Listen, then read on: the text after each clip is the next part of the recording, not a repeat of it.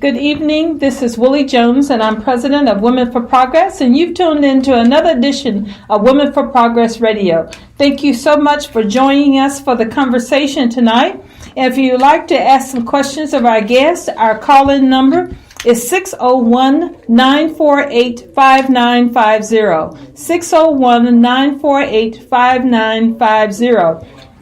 And co-hosting with me tonight is another member of Women for Progress, Dr. Kimberly Hilliard. I'm so excited to have her on board with us. One of the blessings and opportunities I get as president of Women for Progress is sitting and dialoguing and working with so many incredible women in leadership throughout the state of Mississippi, and Dr. Hilliard is definitely one of them.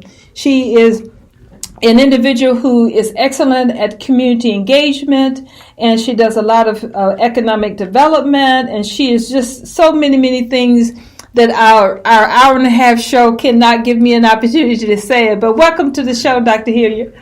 Thank you, Willie. We've had a busy day. Yes. We had a full engagement at TEDx Jackson, and it was amazing to hear all of the wonderful things happening in Jackson.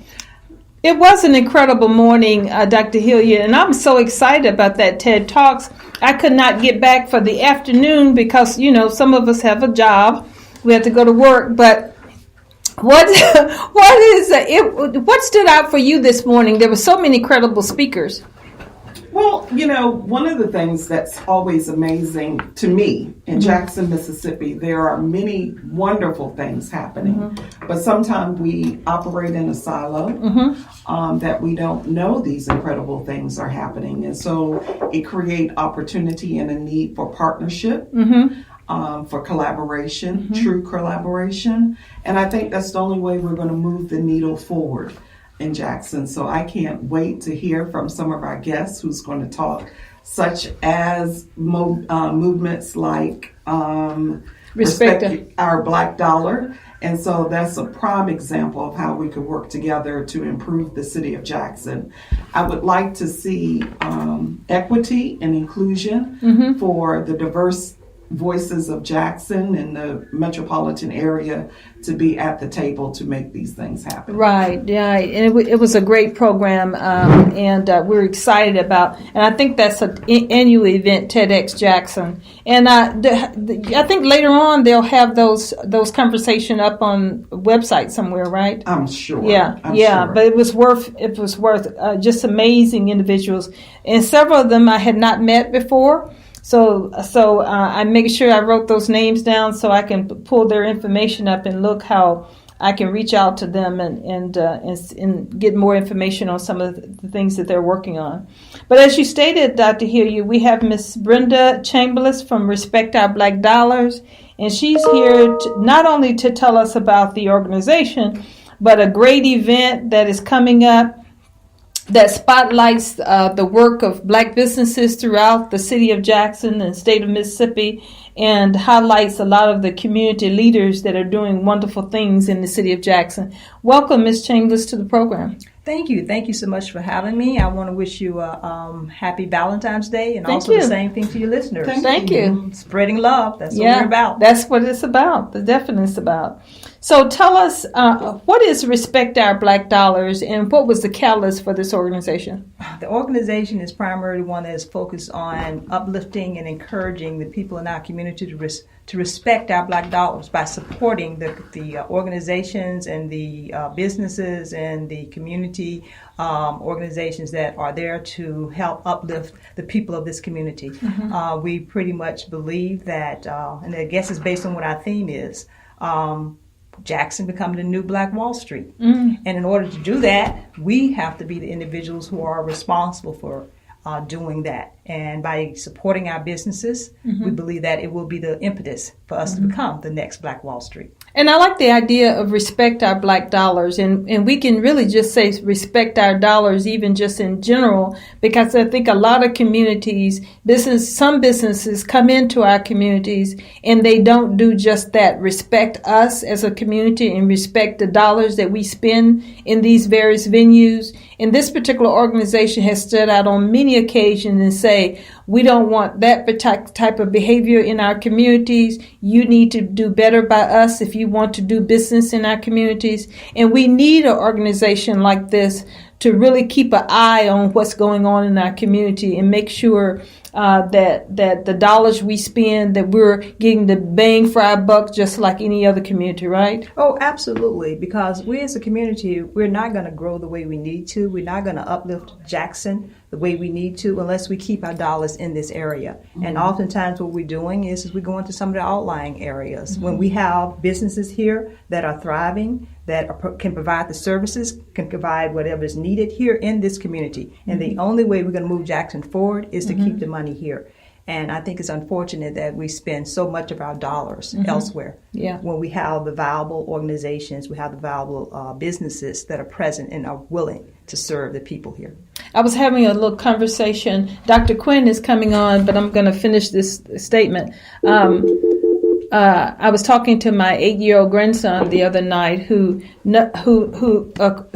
based on his attitude, he knows much more than his grandmother does. But we were talking about his future plans, and he said clearly to me that he wasn't going to work a job. He was going to have his own business. And that's the attitude we want our children to have, because these jobs that are 8 to 5 and 7 to 5 or 7 to 3, and a lot of the production jobs have gone away, and we have to teach our children and have them the mindset to create their own opportunities. Oh, without a doubt. I believe as a community, we've always been business minded, but oftentimes we don't have the necessary support. Oftentimes we don't get the necessary dollars to help us to continue to grow, to expand, or even to start. And sometimes we have the entities that are out there that are able to offer that assistance. They are not doing what is needed to help us to do what we can do, because we can do anything that anyone else could do that comes into this community that may be here for the first time, first generations. But we've been here for many generations. Right. And Dr. Quinn, we have Dr. Quinn that's on the show now. Dr. Quinn, I walked into the studio tonight and was looking for some flowers or something from the Quinn Healthcare. Now I know you are newly engaged. Have you spent all your dollars and you ran out when it came to Women for Progress? I tell you, I had to come up this year with 2 sets, one for my fiance and another one for my daughter. Okay, we're gonna give you an excuse. We're gonna give him a pass. Yeah.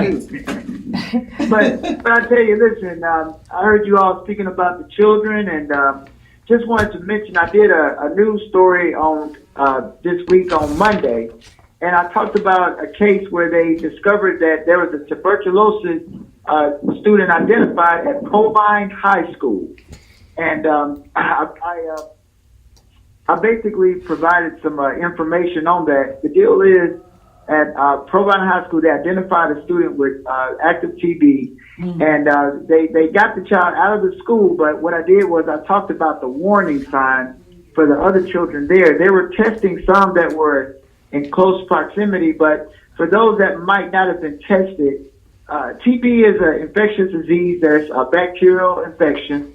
It's spread by respiratory droplets. That means coughing, sneezing.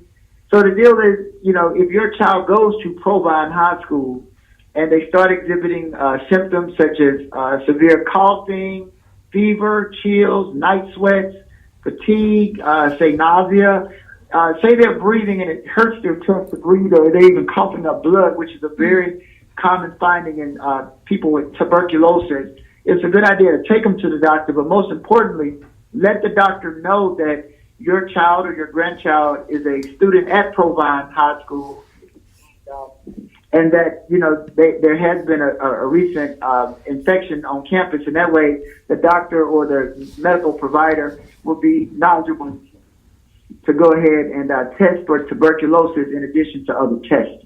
Well, we know kids from school to school are interacting with each other in all types of after-school activities and church events and things like that. Even if you have a child, let's say they don't go to Provine, but they're in some other school at JPS, should parents be testing their kids in general?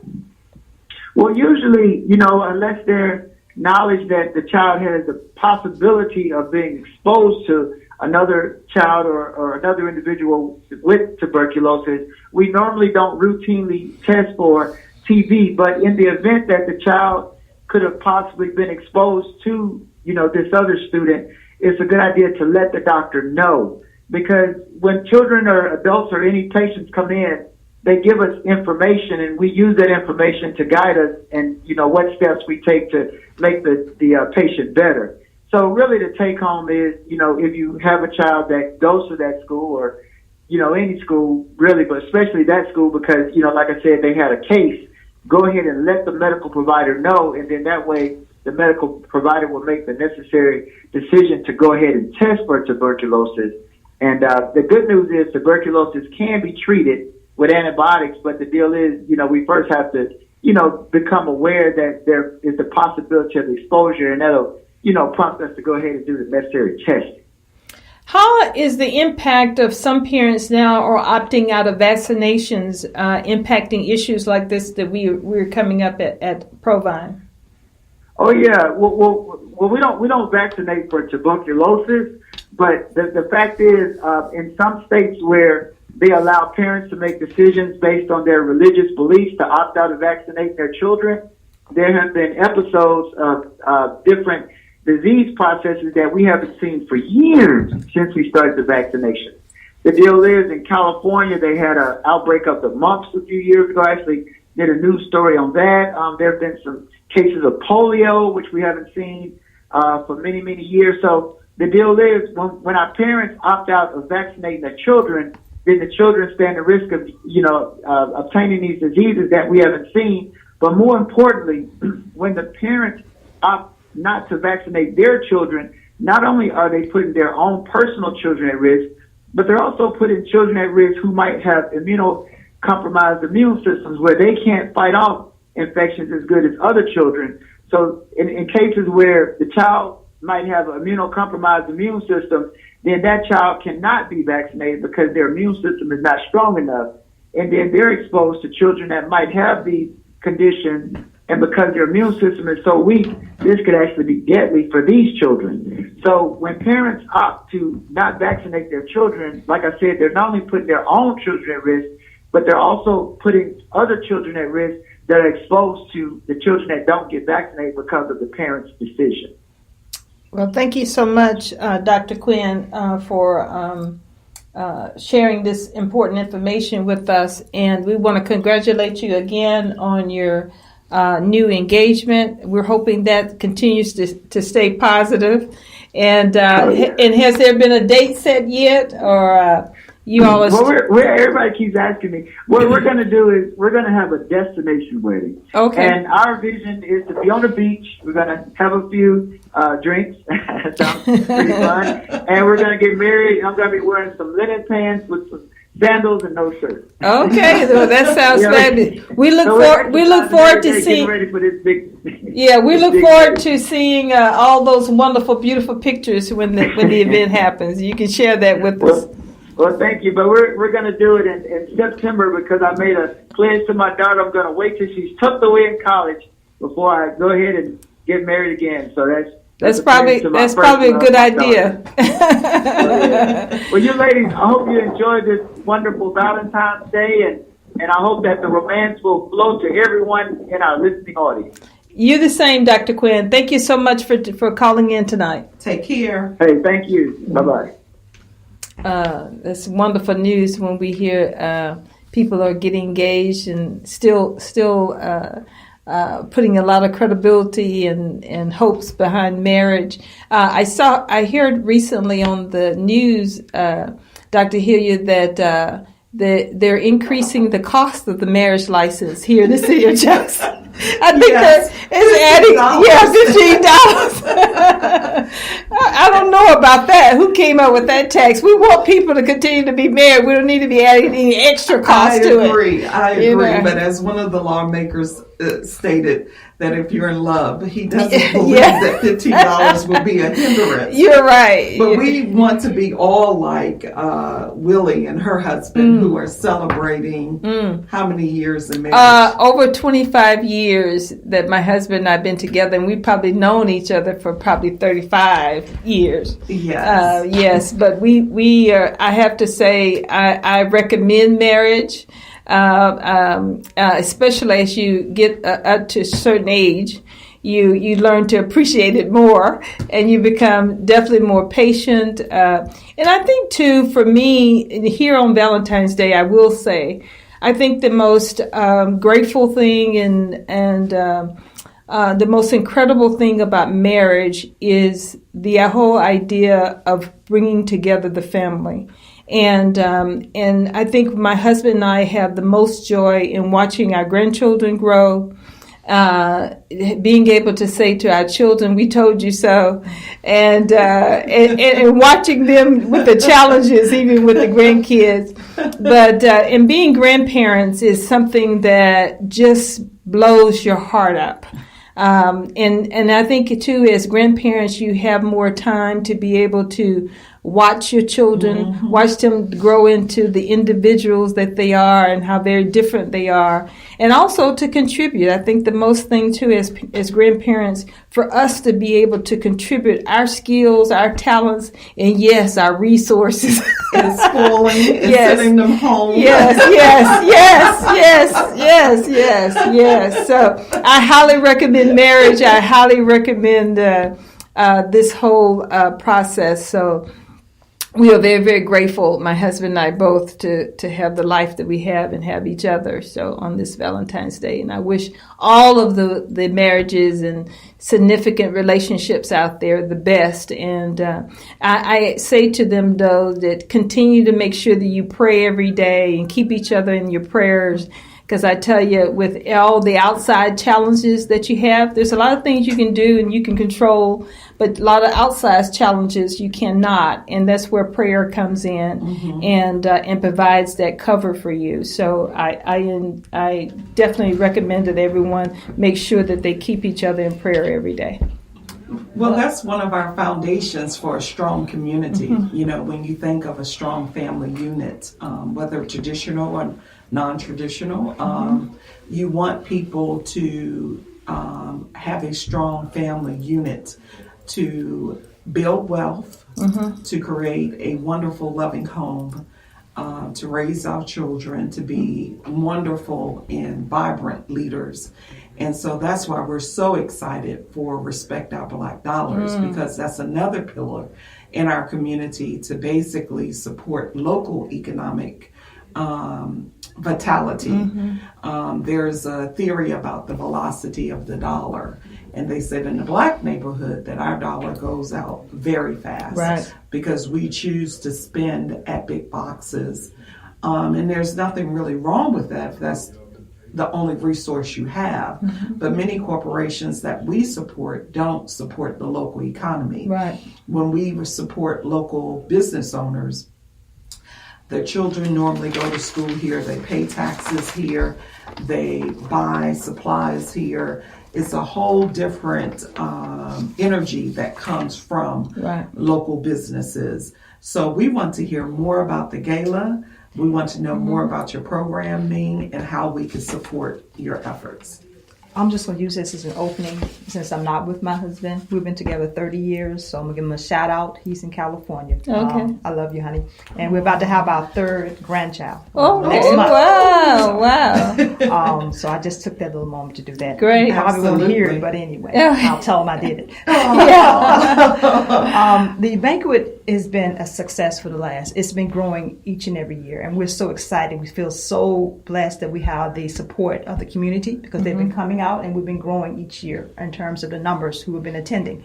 So this will be our third annual banquet, Black Business Awards banquet. It's going to take place at the Masonic Temple, which is 1072 J.R. Lynch Street, and it's from 7 to 9. We're going to have speakers. One of the speakers will be Aaron Muhammad. He's the state representative for the Nation of Islam. And Ward 3 City Councilman Kenny Stokes. And returning by popular demand is Mama Kamuma. She's a storyteller, and she does a magnificent job of just keeping us grounded as possible. Wow. Our entertainment will be a musical entertainment. Will be Henry Rhodes. He's great too. Yes, Fantastic. Yes. And we will also have African drummers and dancers. Awesome. So we're really excited. So the tickets are only $25, and you can call 601-940-2504. And they give you more information if you have any questions about the banquet. And you can also buy tickets at this station, WMPR, Bully's Restaurant. And Miss Bully has been magnificent in terms of supporting us. She knows what this is about, because if we don't support and help ourselves, why do we expect other people to do so? Exactly. And those that might have been, I don't know, on another planet for the last, I don't know what many years, tell folks about who is Bully's and that particular business here in our community. Bully's Restaurant is phenomenal. As a matter of fact, I grew up on the north side of Jackson. So they're on the north side of Jackson off Livingston Road. And they sell down-home soul food. And it's really wonderful. Greta is wonderful. Her husband is wonderful. They are friendly. She gets out there and she just is loving. And when you go there, you feel love. You feel love. And so it's a wonderful experience. It's a wonderful experience. And they're one of the people who knows what this is about. Right. They know that if we don't do for ourselves, we shouldn't be expecting other people to do for us. Right. And so Jackson, I think, is just a phenomenal place for growth, for opportunity. There is so much opportunity here. And there are so many people who love this city. And if we get off the negative vibes and just stop focusing on the negative, because there are some things that we need to work on. Right. But I think we got great leadership in our mayor. And I think we have great leadership in our council.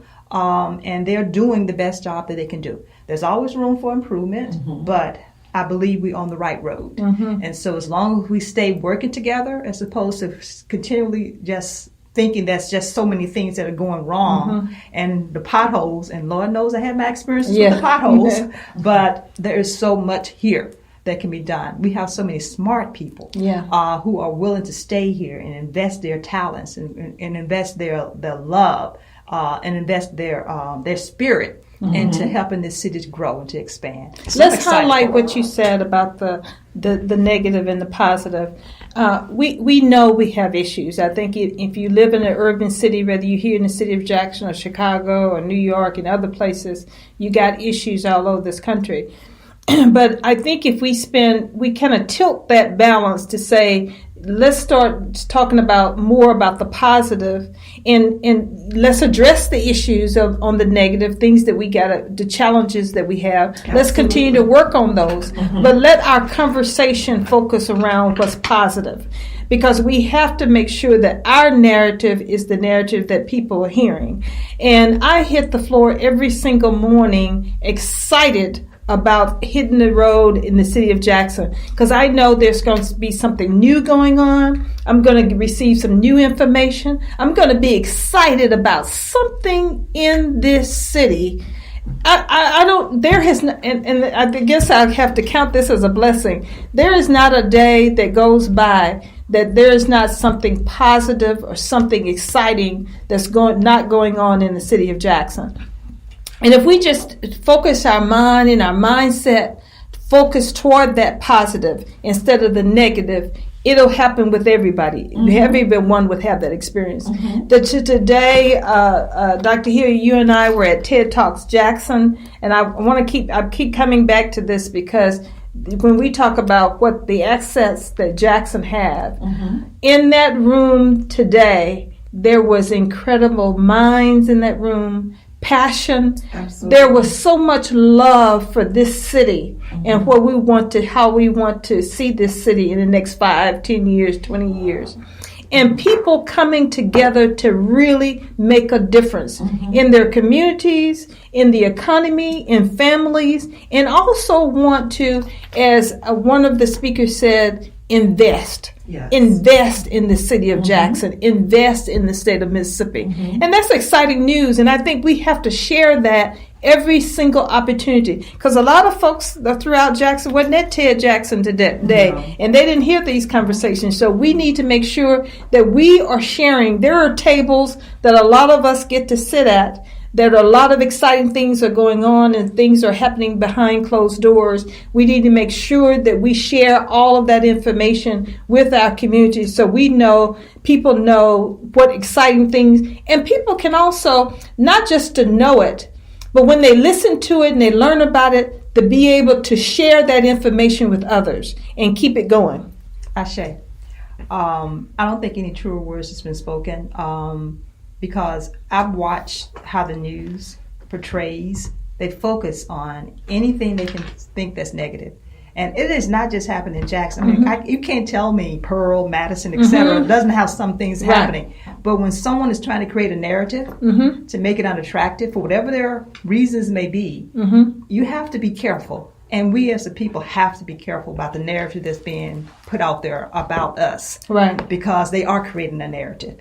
And we sometimes buy into the narrative. You can't buy into the narrative because you're going to help perpetuate that narrative if you don't turn around and see something different, if you don't let somebody's other vision be substituted for your own. Right. And we have to work on that, and we should know better. Right. If anyone should know better, we as a people should know better. Right. And so when you have, every time you look on the news, somebody was shot, somebody was this, that's all you hear, that's a false narrative. Right. And if we don't put it out and give our folks something different, we're going to continue to think that Jackson isn't what it is. That's right. And it doesn't have the potential.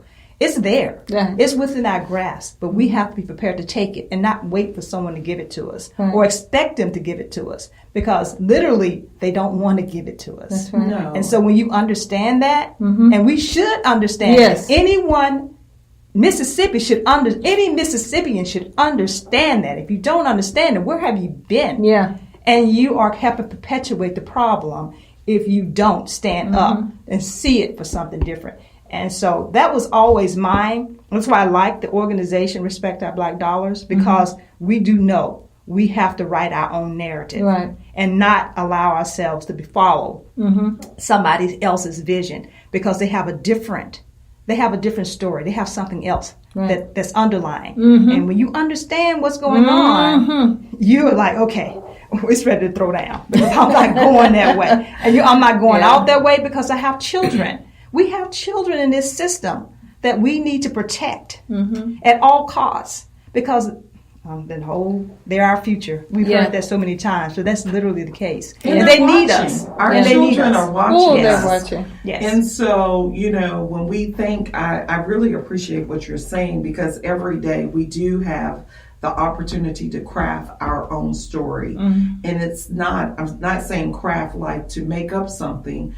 There are ordinary people doing extraordinary things in the city of Jackson. In every neighborhood, we have community advocates who are holding it down for their neighborhood, holding it down for their community, making sure that it's clean, that the elderly are looked after, that the kids are safe. And we need to celebrate those folks. We can't always let the leading news story of something bad that happened that day lead the conscious of what's really going on in the street. And so I think there's many avenues. I'm very appreciative for Women for Progress Radio because of the diversity of topics and our ability to tell those interesting stories. And we need something like this radio station to counter that. And it's beautiful, because I've heard someone tell me today, this is one of the few radio stations that you hear know what's really going on. Yes. Okay, you really hear the whole story, and you're not just left with the other main news organizations that put that out, that whole script for you. So that may be another motto for our what's going on in that song or something. Today also, Dr. Blaine from the city of Jackson, he was one of the speakers, and he talked about the focus for the city of Jackson administration on the issues. He did an excellent job at pinpointing many of the issues that we have in the city of Jackson and where we need to improve in our focus areas. And I had not heard that from the city administration in a long time. I know that the mayor and his administration and so many others are working very hard. A lot of times, a lot of stuff is going on in the media,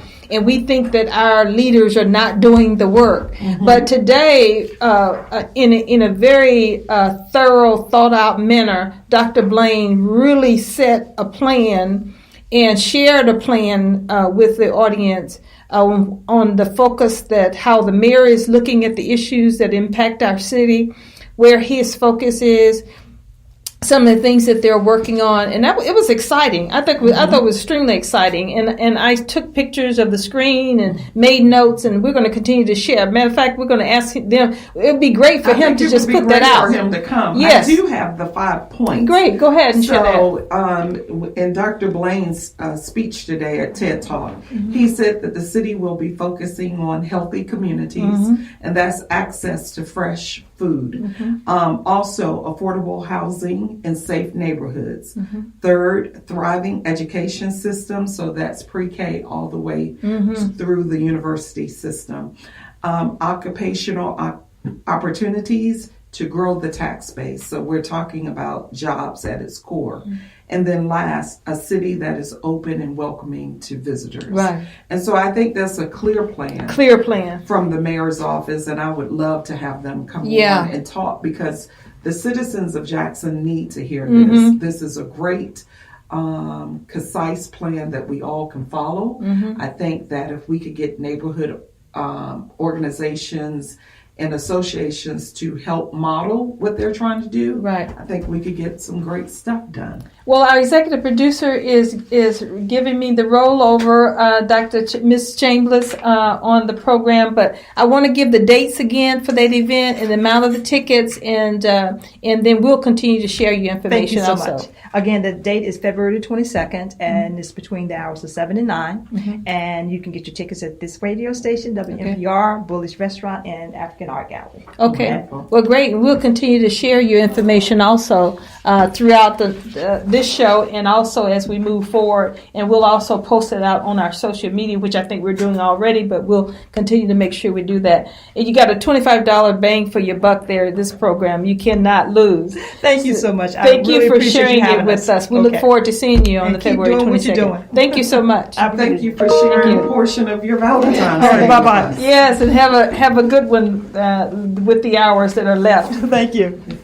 Okay, next up we have Miss Calandra Davis, who's the program officer for Hope Credit Union, and she's here to share with us on an exciting project that is a program that is coming up or in place right now called Neighborhood Lift Program. Welcome to Women for Progress Radio, Ms. Davis. Thank you. Now, is this your first visit with our program? It is. Okay, I know Hope has been visiting. Hope Credit Union has been with us on many times. We've had many of your leadership here on our program, and you always come with good news that we could use. Yes. and of course tonight is the same. So tell us a little bit about Hope Credit Union and the products and services you provide, and then tell us about the LIFT program. All right, so Hope Credit Union, community development financial institution, and so that's really important because we're not only providing products and services, but we really care about the impact that we're making in the communities that we serve. Much like other financial institutions, we provide savings accounts, checking accounts. Something that sets us apart is we have a rewards checking that has a 3.01% interest yield. That's good. Yeah. And I think another thing that sets us apart is that we are a credit union that believes in second chances. So we believe in helping those that are unbanked and underbanked. And you will understand that when we start talking about the LIFT program and our mortgage product, we accept a credit score of 580 to get a home loan. And so that's kind of unheard of. That's very that's a wow. Yeah. You didn't say that number again? So again, we accept a credit score of a 580 to get a home loan. Wow. So you can come in, talk to our mortgage loan officer, and once you're approved, then you'll be ready for the LIFT program. Yeah. Okay, and the LIFT program is what? So the LIFT program is a partnership between Hope Credit Union, Wells Fargo, and the NeighborWorks America nonprofit. We are offering $2.5 million was allocated to the state of Mississippi. You can get $7,500. That's free grant money that you don't have to pay back, or $10,000 if you're military, first responder, or veteran, or teacher. Again, this is just free money that we are giving to anyone who wants to buy a home and live in Mississippi. You have to stay in that home for at least 5 years. If not, then you will pay a portion of that back. Otherwise, this is your money. It's for yours to take and meet the income requirements. So, and the income requirements are according to the county. If you're a family of 1 through 4 and you're going to live in Copiah, Rankin, Madison, Hinds County, you can't make more than $51,500. Family of 1? A family of 1 through 4. 4. Okay. And it'll go up after that. So a family of 5, it'll go up. A family of 6, and I'll give you guys the website as well to where you can get all of this information. And it varies by county. And look, those wage numbers are not bad numbers. You talking about uplifting people in a whole new level of quality of living. Because if even there's families out there that even have 2 incomes with husband and spouse that are not paid $50,000 a year. Right. Yeah. So that's good. That's really, really good, and that's exciting. And it sounds like this is a great opportunity too for us to maybe utilize this to recruit teachers to the state of Mississippi. Absolutely. Those who want to homeownership opportunities and get a job. We need good teachers. Opportunity for them to be homeowners, to be here. So that's really exciting. And then when you think about the market or the home that the individuals could qualify for, this could be 5 or 10% of their overall loan. So giving them free money for that down payment, Right. that will be a game changer on the amount of their final note. Right. So it would make it quite affordable. I have the pleasure to know Calandra Davis personally. I met her this summer through some amazing work that she's doing with Hope Enterprise. So I would like her to tell us a little bit more about herself. She is one of the brilliant minds in community and economic development. And I always laugh when I hear the young people say, stay woke. I would consider Calandra in one of those category as a woke individual. Okay. And so I was laughing when I liked her social media page, and she said, be careful. It may be some political views, but I love that she's engaged. She's fully committed. She's looking at investing, if she hasn't already, in the local community. I just love that. And so I think this is the type of voice that we will be hearing more and more from. So, Calandra, tell us more about yourself. Yes, I'm excited. As Dr. Hilliard said, I am very much involved in the community. I just believe that, we each can make change that we want to see, that we want to bring. I'm hoping that I have a 4-year-old daughter, so a lot of my work revolves around that. And I really want us all to live in an equitable world. And luckily, my passion intersects with my career. So perfect. I get to work at the intersection of racial justice and economic justice. Even can throw in gender in there as well. Right. We know that Black women are the fastest growing group of entrepreneurs. So I get to talk about business loans with Black women a lot of the time. I get to work at the intersection of classism and racism. So it's just, and my supervisor, she always says like, "Oh, you just like doing this. Like, you just like wake up. You a check. Yeah, you just like waking up and doing it. Because your 8 to 5 doesn't become at 8 to 5. Right. Yeah. And so I really enjoy this work, and even with the LIFT program, just sitting down one-on-one with the clients and helping them, people who think that they would never be able to own a home, folks who are the sole provider for their family, and they have people who are disabled folks living in their homes. they're able to get a home because of this, and we're able to look at it and say, hey, we can work with you. So it's just a very rewarding job. And Calandra, I'm like Dr. Healy. I want to find out more about yourself. Mm-hmm. But we talked earlier about our children and what our children hear. You, as you stated, this is part of a passion for you, your job and what you do. How do you, as I know your young girl is only 4 years old, but what are you sharing with her now, even at the age of 4, about her role in society, about all the responsibilities and about her passion and those kind of things? Yeah, it's difficult. So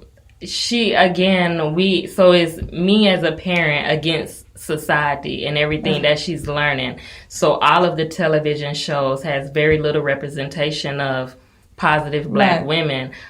So even recently, I've had to sit down and talk with her and let her know that her afro is beautiful, because she really wants very long, straight hair. And so I was like, and her name is Zora, after Zora Neale Hurston. So I said, Zora, mommy's hair grows up to the sky. Like, so do you, that's pretty magical. And so we talk, she loves, right now, unicorns and mermaids are her thing. So we talk about a lot of magic. And so I just made being Black, being woman, being who we are magical for her. Wow. And I try my best, and I just pray for the best to happen that comes from that, and basically for her to treat everyone with compassion and empathy. That's it. You know, and that's another thing. Anybody who knows me know that I have a deep interest in somehow attracting and retaining millennials to stay in Jackson. And so Calandra and some other young folks often come to mind. What would you like to see in the city of Jackson to thrive, for this to be a vibrant, not only workplace, but a place for you to live and to have the quality of life that you want? Because today on Valentine's Day, we're talking about creating those communities that we love and supporting those communities. Yeah, well, first I just say, I haven't always lived in Mississippi. So I've lived in India, I've lived in Nairobi, Kenya, I've lived in Little Rock, Arkansas, and I chose to come back to Mississippi, to Jackson, Mississippi specifically. And that's because Mississippi is home, and I just think it has a rich history. It's kind of the time is now to be here. To that woke population is right here and is right now. There's so much to happen. There's so much that can happen. For me, you said can. Is it happening? I believe it is. I believe that I know for a fact, I mean, yourself included, that there are people on the ground who are doing the work, who are passionate about the work, who care about the communities that they live in, and they're not just doing things for the community, they're doing things with the community, and to me that's very important. And so that's one of the reasons that I choose to be in Mississippi, and specifically in Jackson. I can't, at this present moment, imagine living anywhere else, because again, the time is now. As far as retaining the millennial population, of course, it's always going to be jobs. We want more jobs. Again, and not just more jobs, but more ethical jobs, more jobs that align with our morals. As you see, if you ever get on social media, you will know that the population that's coming, and not even just the millennials, but the generations under us, they're really, we want equality. There's high schoolers talking about the things that I didn't learn about until I finished grad school. I think we're a Generation Z now. X, Y, and Z. Right. And almost, I think maybe Generation Y is in the workplace. Yeah. And they're demanding social justice happen at the job. That is a component. They are like I'm just like, wow, how did you learn about this at 16? So they are they're really going for it. And so as long as our jobs can again align with our morals and values, I think we're going to retain the population.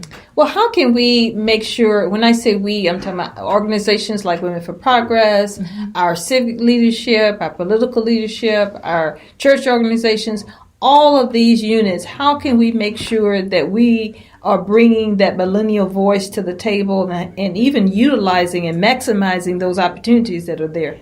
Yeah, I think that's really important.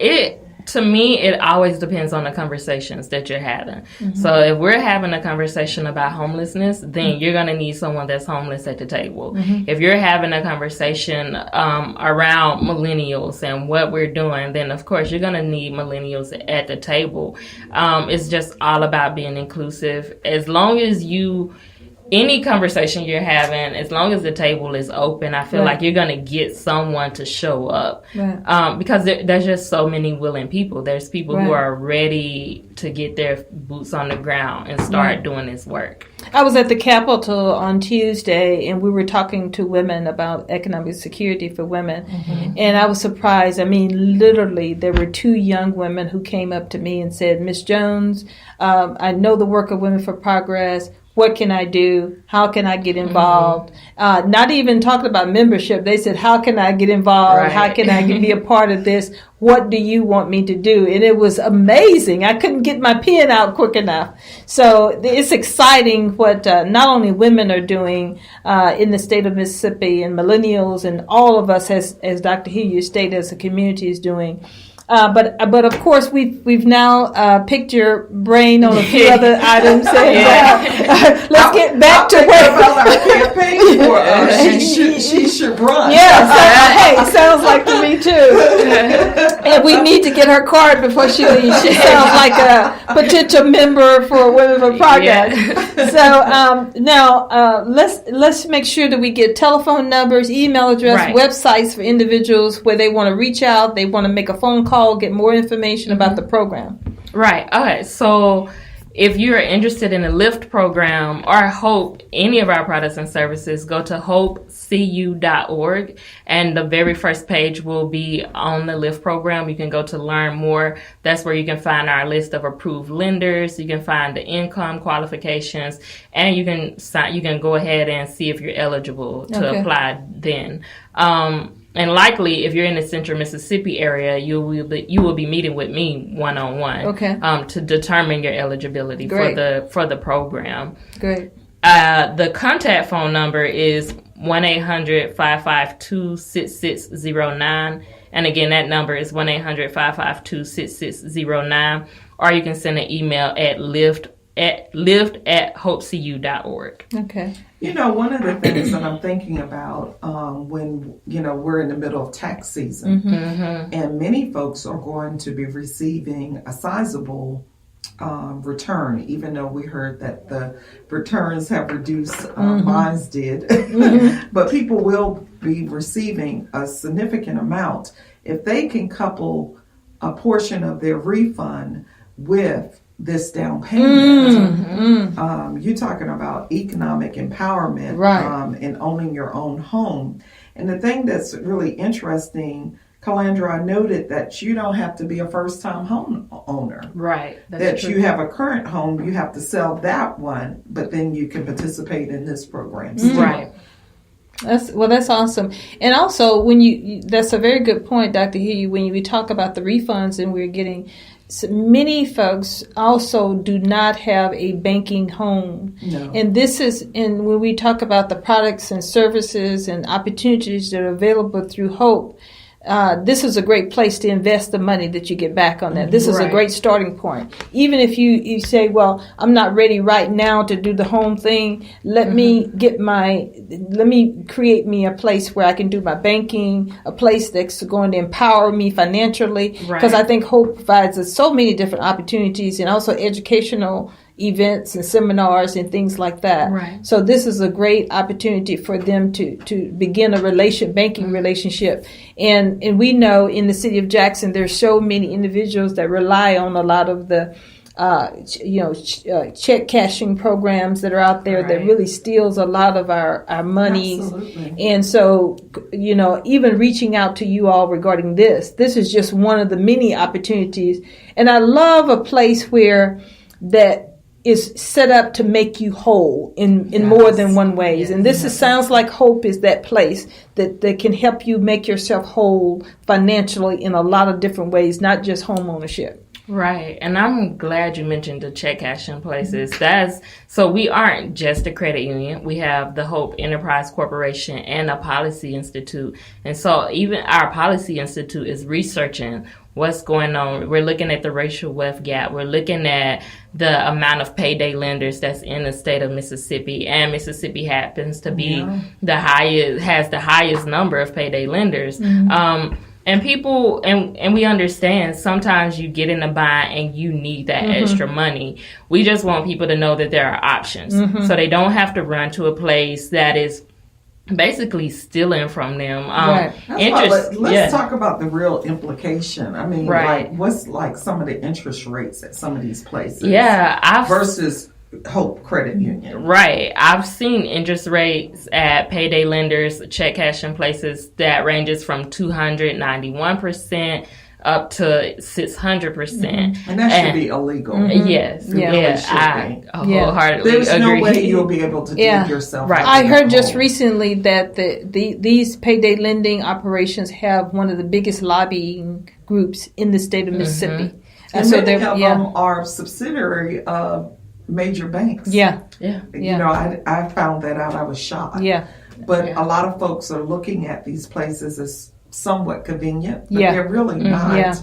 And so with VADA sites where you can basically get your income tax done for free, go to a place like Hope Credit Union and really set yourself up to succeed with car loans, low interest rates for car loans, homes. Start your own business. It's so much you can do, and I hope people make very smart decisions.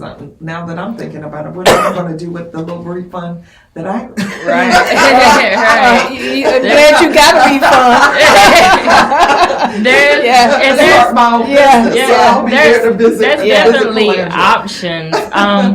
One thing we like to provide is an alternative to payday lenders. We have two credit building loans. So one is a borrow and save loan where you take out either $500 or $1,000. You get half of that up front. The interest rate 5.9%. And then, so again, we mentioned 200 to 600% compared to 5.9%. That's just a better option. And then as a result, you're paying on these loans every month, and then we're reporting to the 3 credit bureaus, and your credit score is going up. So say you're at a 540, you want to buy a home, you can come take out this loan with us, and you'll be prepared to get your home in the next few months.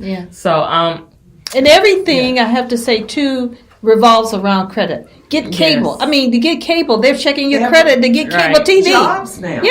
Jobs. Jobs is another big thing. They use that as a personality and a character reference. Exactly. And so you may not think that it will affect. And, you know, when you think about the times that we're in, you know, when I was growing up, coming out of college, my parents said, get a federal job.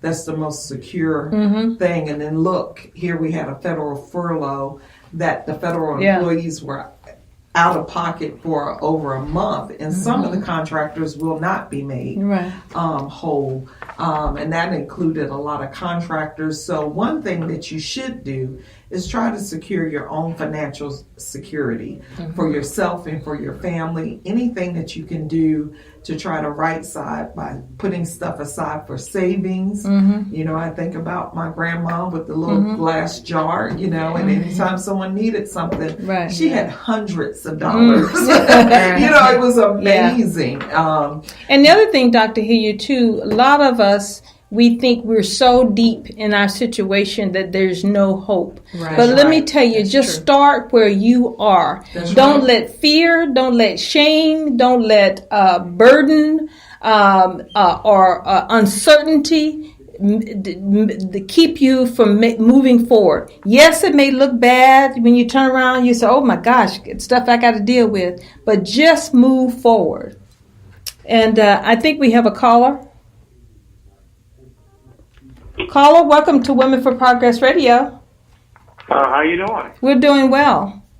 I want to ask a question. Does Hope offer debt consolidation loan and also home improvement loans? Yeah, so what we do offer consolidation loans is going to be based, again, on your income. You will come in and speak with a branch manager. We don't just look at credit scores, so we look at credit history. We look at everything, who you are as a person. We ask questions. We're going to get your story, and we'll talk to you, and then we'll go from there when it comes to the amount of loan that you need to take out. And as far as home improvement loans, we do offer, we can refinance, and we offer FHA. You will have to talk to our mortgage loan officer as it relates to the amount that you're looking for home improvement. Okay. Thank you for calling, caller. Okay, we have to wrap up our segment, and Calandra, we're going to get you back on our show to have another discussion.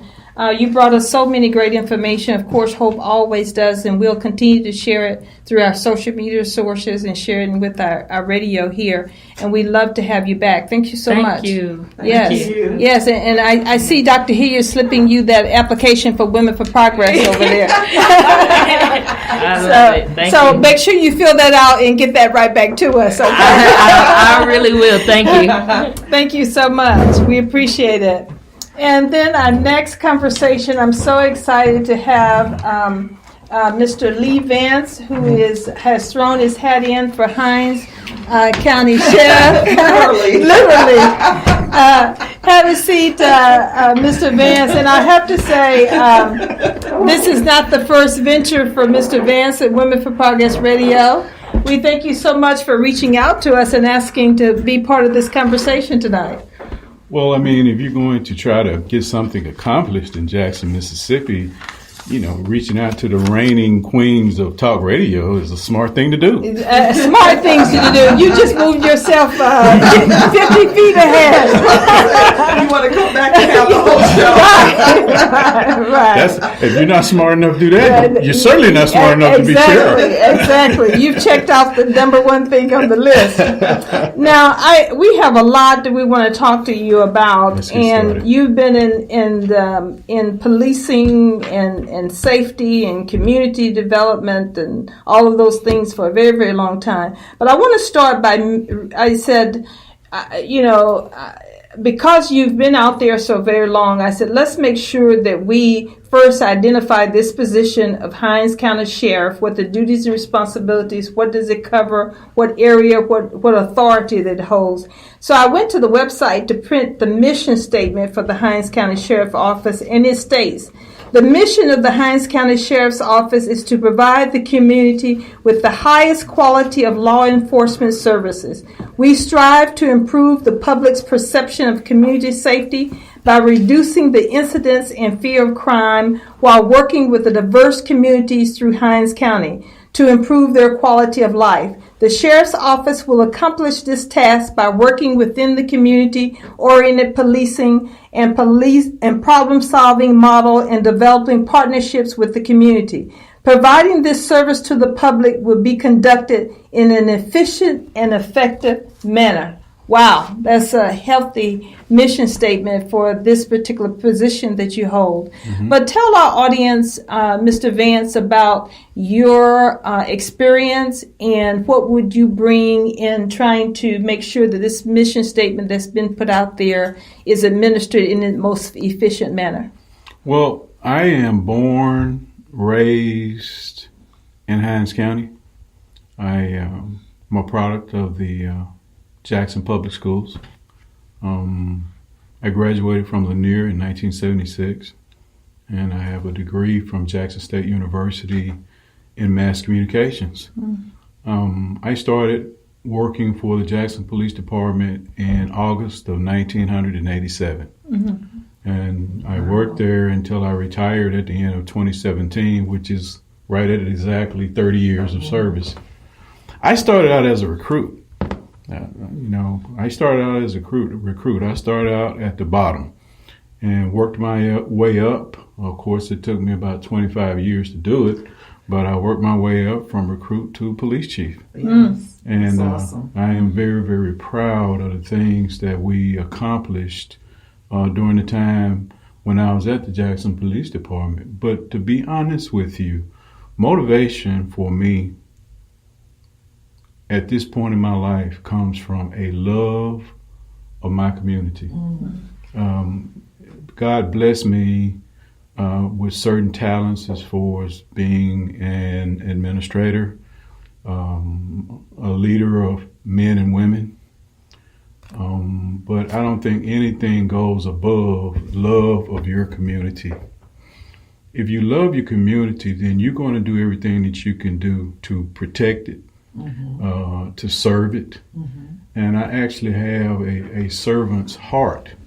The second thing that motivates me the most is, as you ladies obviously know, being as well informed as you are, the relationships between law enforcement and the community is probably the top social issue that we have in the United States of America. And it takes law enforcement officers, especially law enforcement executives, who get it to improve this situation where we've seen in our country over the last 8 to 10 years, minorities especially having their lives taken in questionable encounters with police officers. And we've seen what I believe is a dangerous, in some case, retaliation towards law enforcement officers. We have seen law enforcement officers gunned down in questionable circumstances. So it all goes back to the relationships.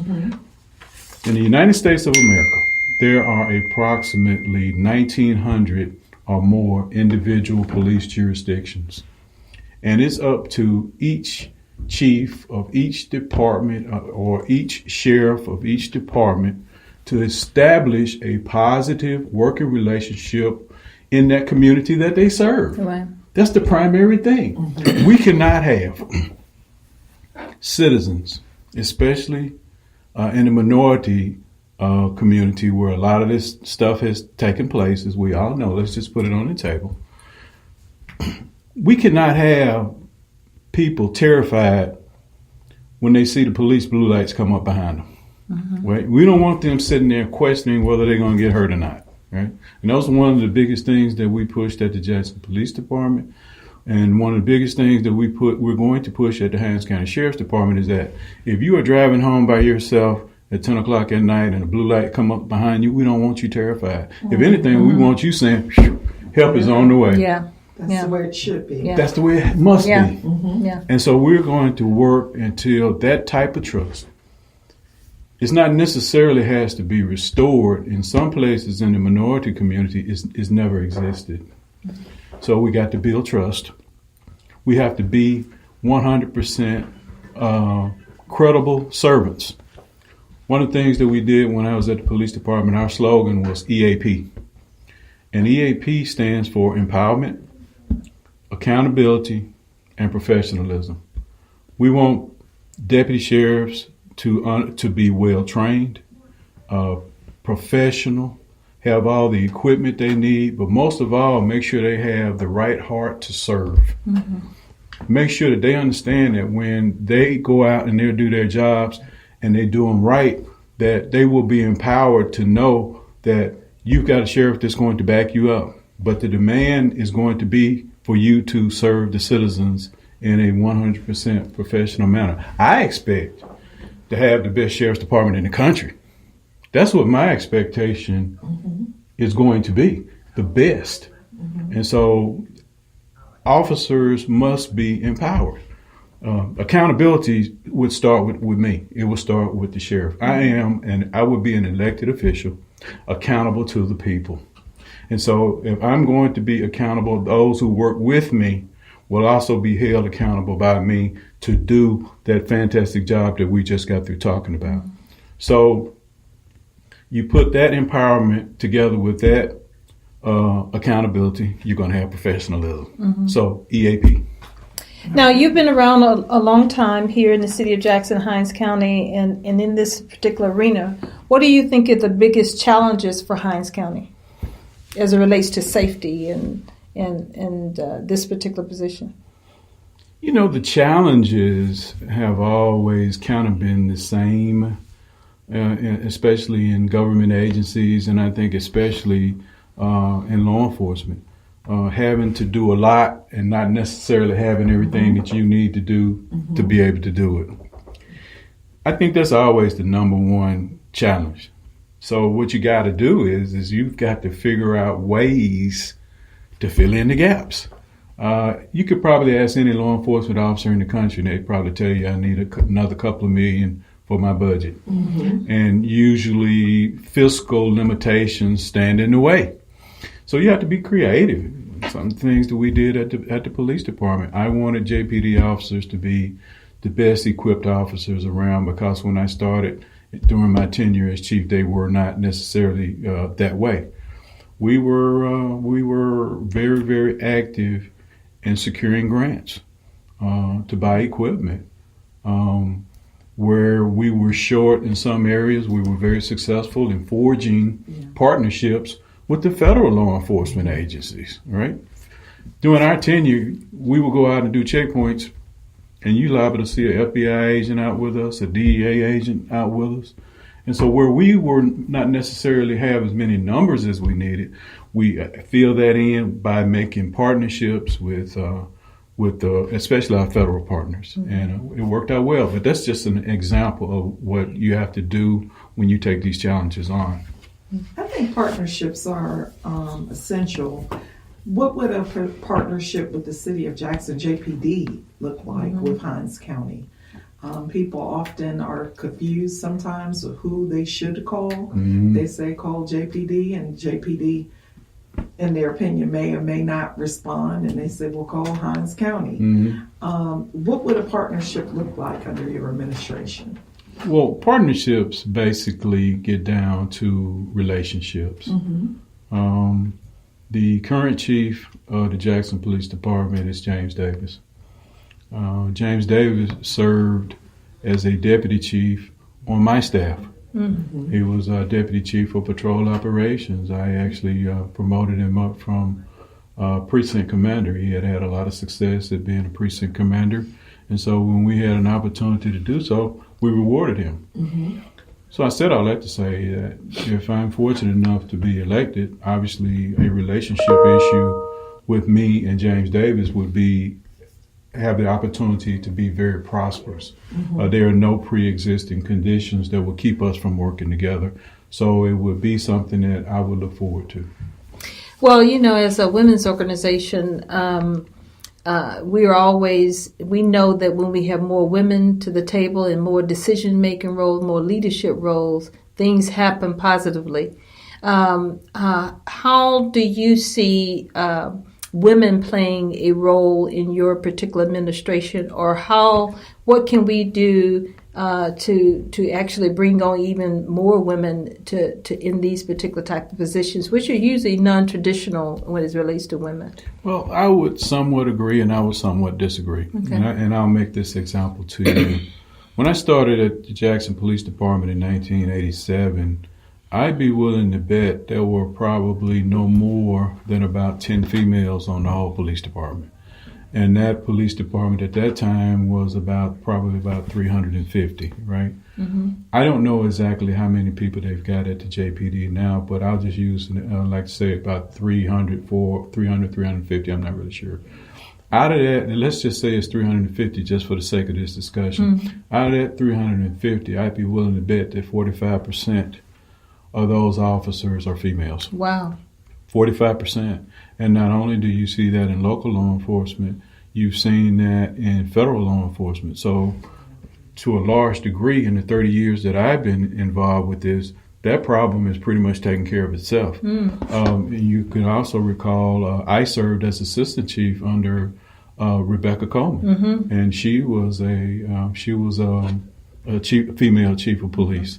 Charlene Anderson was the first female chief of police that we had at the JPD. So females have ascended up through the ranks and have been very successful. Mm-hmm. I'm always amazed at individuals who put their life at risk every day, mm-hmm. but yet they're often the lower paid mm-hmm.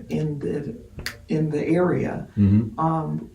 Is there a role for you to play as an advocate to increase, or is that even a possibility with maybe Hinds County being resourced, period, as far as funds and tax base and all of that. Well, as far as being an advocate, you could bet on it.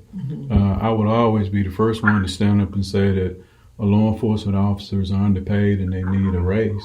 But at the same time, like you just explained very eloquently, we're limited by fiscal resources, and that's a reality. There's no need in you talking about something and you know better about what you're talking about. Yeah. But as far as being an advocate, yes, ma'am, I would be very much in favor of law enforcement officers getting a raise, and anything that we could do to facilitate that, we would be more than happy to do so.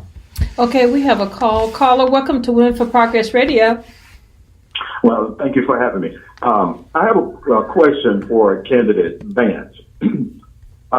Candidate Vance, when I'm listening to candidates that are running for office in Hinds County, as a resident of Hinds County, what I do is I listen to how they answer the tough questions and the controversial questions. And that answer that candidate would give during that type of questioning helps me a lot in deciding whether or not that candidate would be someone that I would vote for. So with that being said, I have a question for you. Yes, sir. What would you say to someone that would say, we know that the tax base in Hinds County is not very good because all of the businesses are leaving and have already left. You as a retiring former police officer, of course, you will be getting a retirement from the city of Jackson, Hinds County, and now as sheriff, you will be getting paid. What will you say to those people that would say, why are you double dipping when our county is in such array when it comes to tax money? Well, I don't consider it to be double dipping. If you work and you understand how the retirement system is, you pay your money in. And when you are retiring and you start to draw your money out, a percentage of that money is paid out of your own check. The other part is paid in by your employer. In my case, it was the city. That's the way the PERS system works. It's money that you're entitled to if you have paid into it. It's really just that simple. I don't understand how you could figure double dipping into that, because that would not be accurate. Okay. Now you've been out doing campaigning now for a little period of time. About a month. Yeah. What are you hearing? What are the major concerns for some of the folks that you're talking to, the ones that you're knocking on the doors and community people you're talking to? What are their concerns for Hinds County? Most people that I have talked to have just said to me, and I'm really being serious about this, we just want to have the best sheriff that we can have, right? Folks are looking for leadership. They're looking for people that are going to be there when they call. The one thing that folks like more than anything else from a law enforcement agency is visibility. Yes. They want to see you, Yes. right? And that's what we're looking forward to providing. I think we have another call.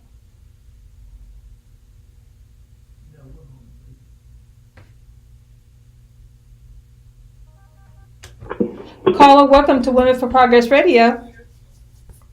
Hey, Mr. Lee Vance. Yes, sir. Hey, man. Hey, I seen you about 5-6 times. I had a little trouble before. But, I think you're doing a great job, The police officer, you went to police chief of Jackson, and you keep behind County. You keep on advancing because they're what we need. I live in a black community. Well, I'm an Indian. I'm white Indian, and you do a great job because they respect me wherever I'm at.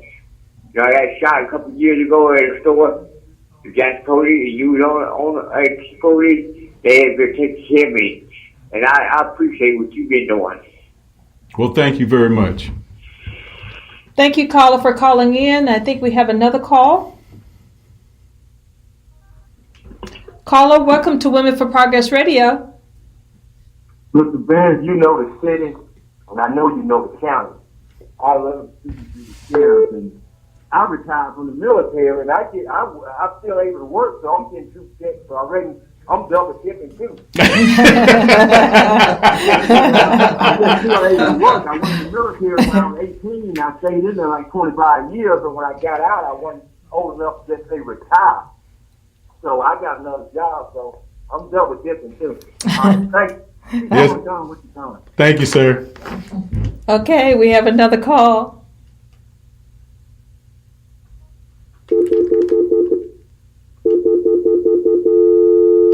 Okay, caller, please call back. We missed your call. Please feel free to call back. And if you have any questions for our guests, please call at 601-948-5950. 601-948-5950. You've been listening to Women for Progress Radio right here on WMPR FM 90.1. And I want to take a moment to remind our audience that Women for Progress have our Lunch and Learn, First Tuesday's Lunch and Learn on the first Tuesday of each month, unless there's a holiday. So in March, we're so excited to have as our guest speaker attorney Constance Slaughter Harvey, and we'll be at the Smith Robinson Museum. And so Lunch and Learn is always a dynamic opportunity for you to receive great information and be inspired, great networking opportunity. We had an awesome event this month at Drago's on County Line Road. It was just a powerful event, and we're looking forward to that for the month of March also. The cost is $20 per person. You can register online at our website at womenforprogress.net. womenforprogress.net, and also you can receive there's a link on Eventbrite that you can register also. Caller, welcome to Women for Progress Radio. Yes, I have a question for Mr. Vance. Yes, ma'am. He mentioned visibility. I live in the Terry area, but I'm in the county. And during the last several sheriffs, we had visibility in our area, but the last sheriff, the visibility disappeared. And so I just want to know what you would be doing in terms of people out in the county, not near in the city limits, but in the county. Yes, okay. Before I answer her question, let me jump back to something and brag on somebody for just a second. Okay. Constance is my cousin. Oh, wow. Okay. Yeah. Well, we'll hope to see you then in March. We are very, very proud of her with her pioneering self. Oh, yes, she is. So, what we have to do is, when we're elected, you make an assessment of all resources from top to bottom. And our intention is to get the most out of every resource that's available to us. And when you go in with that particular attitude, you'd be surprised with what you come up with. I think as many deputies that can be in these communities to provide this visibility, then that we can find, then that's where we're going to apply that resource. This lady is speaking exactly about, I think, what we were touching on before the other caller came in. Down through the years, through my career in law enforcement, the number one complaint I got was, okay, I don't see the police enough. So what you do, you go into these communities, you hear these concerns, and then you apply a resource to address that issue right away. And you start a dialogue between myself and this caller, right? And the thing that I ask the citizens to do is do this. We've identified your problem. Give us 1 month to address your problem. After that month passes, I want you to call me, and I want you to tell me whether it's got better, whether it's got worse, or whether it stayed the same. And by getting that type of dialogue, we'll know whether or not the plan that we put in place was effective. And if it is, we'll let the plan stand. If not, we will reassess until we get an improvement on this particular situation where this lady in Terry is not seeing deputies enough. the relationship between the JPD and the Hinds County Sheriff's Office is like this. Inside the city limits of Jackson, the Jackson Police Department has primary jurisdiction. It doesn't, or at least a co-jurisdiction. Okay. So they will be primarily responsible for visibility inside the city limits, although we can provide some as much as we can. But primarily, we will be out in the smaller areas where maybe is not as much law enforcement present, and try to make a more visible showing so people can feel comfortable knowing that the Hinds County Sheriff's Department will be out there. We're going to take another call, and then I want to come back to the conversation about relationship. Welcome to the show. This is Women for Progress Radio. Caller. Chief Vance? Yes. Welcome back. First of all, let me say it and get it out of the way. All right. Thank you very much. The caller made a good point a little bit earlier about listening to people's comments. And I'm like the other caller about the double dipping. We don't know quite what he meant by that. But I think what people need to listen for is the relationship between Hinds County and the Jackson Police Department. And you made that clear. Because the police department, nor Hinds County Sheriff's Department, is going to be able to single-handedly change the environment in Jackson or Hinds County. We got to begin to work with these young people, the people that you know that has the greatest potential for committing crime, and get them into some type of programs or, again, relationships. Mm-hmm. You started that years ago with us doing the work in Jackson, putting programs in place. And when you left, James Davis stepped right into the shoes that you had left and began to continue to carry the work out. Right. So right. once you're elected, it's no mystery that you and Chief James Davis working together will be able to reduce crime in Jackson, implement programs, and then stand up and just being role models as men. You know, it's a difference when you come out and deal with people in the community and they're looking at the gun and the uniform. But when you guys come out, people can see the man behind the uniform. And right. Thank you for offering up your service. Thank you, sir. Thank you, caller, for those comments. We have another caller. Caller, welcome to Women for Progress Radio. Hey, Chief Vance. Yes. Okay, whatever happened, do y'all go plan on making a group dialogue between the neighborhood watch thing or whatever? Did you say like neighborhood watch?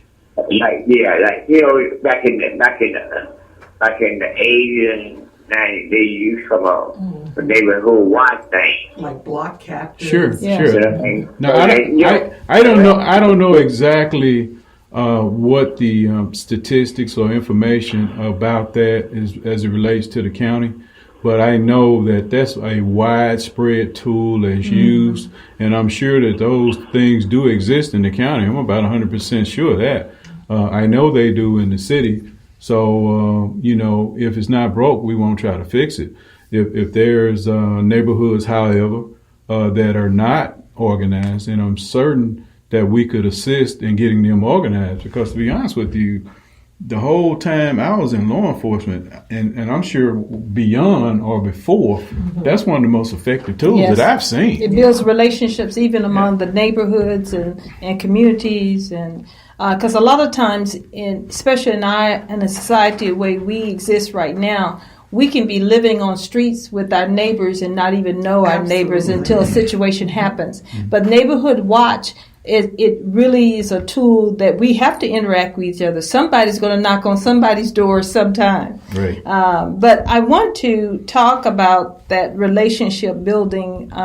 What can we, or how can organizations like Women for Progress, our churches, all types of community service organizations, how can we partner with the Hinds County Sheriff Department to empower the work you do and make you even more effective in our communities?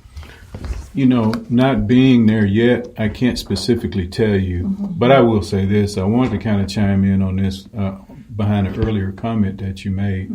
I don't know why, but I've seen this, as we discussed, in law enforcement, going all the way through the federal government, especially in our federal Congress, the emergence of the female into this equation. I don't know what it is about y'all, but you move the numbers, you move the needles. You are task oriented, and you are able to complete tasks toward successful ends. So social clubs, if I am describing Women for Progress correctly, well, we're a community service organization. Right. They are welcome too.